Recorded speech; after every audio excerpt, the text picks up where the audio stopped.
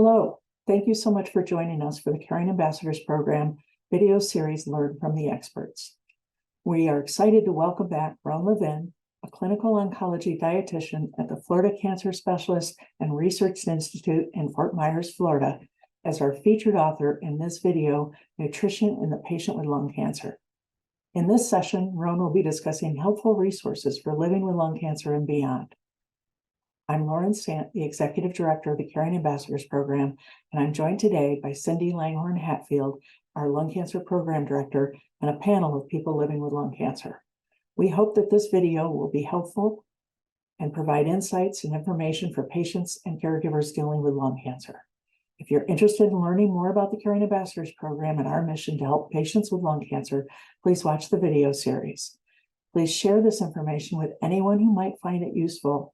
Together, we can make a difference in those lives affected by lung cancer. Welcome back, Rhone. Hello to all, and thank you so much for having me today. My name is Rhone Levin. I'm a registered dietitian nutritionist, and I'm board certified in oncology nutrition. After treatment, there are guidelines for patients to resume a healthy lifestyle. So I've highlighted here one of the organizations and their nutrition-related recommendations for survivorship. During treatment, it's okay to implement these strategies as well if you are eating adequately. The priorities during treatment is to get in that nutrition, get in the calories, get in the protein to support the healing process.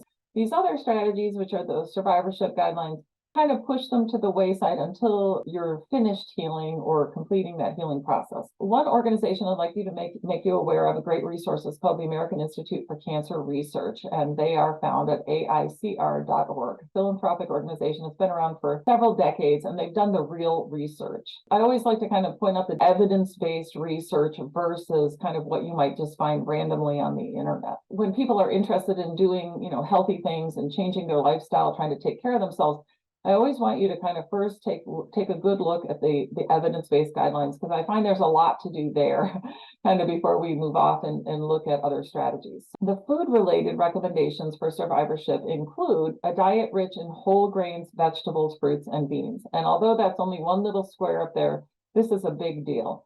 So over the years, we've done the research. Back in the olden days when I was a young dietitian, we learned there were vitamins and minerals, and there was a handful of them, and we memorized them. And now we know there's over 10,000 nutrients. So there isn't a single pill or supplement that we can take that is going to give us the benefit that these foods actually provide for our body. People always say, well, how do I get all of these nutrients? And the answer to that is eating a volume of 2.5 cups of vegetables a day is kind of the goal, 1.5 cups of fruit a day, and a wide variety of these different foods. So kind of almost rotating through different fruits and vegetables. The next recommendations that are included in terms of food limiting consumption of junk food, sugar sweetened drinks, red and processed meats, as well as alcohol. These are the things that we know have negative impact on our health as well as our nutritional status. And then also an interesting recommendation is do not use nutritional supplements for cancer prevention. In other words, they're not saying that some nutritional supplements don't have benefit. Obviously, if your doctor is recommending calcium supplement or vitamin D supplement, that's very appropriate. But what they're saying is make sure that you are really paying attention to the healthy diet that provides you with the real nutrients. And again, we're looking for these plant nutrients. The other terminology you might see is phytonutrients, P-H-Y-T-O, meaning plant. And many of these nutrients have anti-cancer activity. So in other words, the real benefit is found in the food and consuming a wide variety. Along that same topic, during cancer treatment, high-dose nutritional supplements are often recommended to be paused, and we'll talk more about that in the frequently asked questions. Nice resources available through the American Institute for Cancer Research is their continuous update report.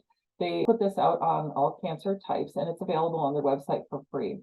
This work is updated every 5 years. And what they do is they look at all the new data that came out in the last 5 years, and they resynthesize it with the old data to make sure their guidelines are accurate and offer the best up-to-date advice. This is a summary of what is indicated as decreasing risk for lung cancer on the green side there, decreasing risk, as well as the red side, increasing risk for lung cancer. The suggestive level of evidence that's available as far as decreasing risk includes vegetables, fruits, foods containing carotenoids, which are red and orange colored plant foods, foods containing vitamin C, which might include, for example, citrus, as many others also have vitamin C, and foods containing isoflavones, which are basically soy foods, as well as they also have physical activity in there. as a suggestive for decreasing risk. Convincing data that increases risk for lung cancer that we have at this point in the evidence is arsenic in the drinking water, use of high-dose beta-carotene supplements. Suggestive data for increasing risks includes the red meats, processed meats, and alcoholic beverages.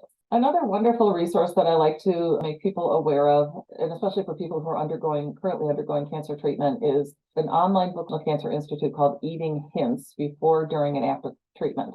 This is also available in Spanish. It contains great advice for problem solving for common side effects that can occur with different types of treatments. And I call it garden variety side effects. So you're kind of prepared. And this is why I like people to have this at home, is because the side effects, you're never quite sure, if you start a new treatment, how it may affect you.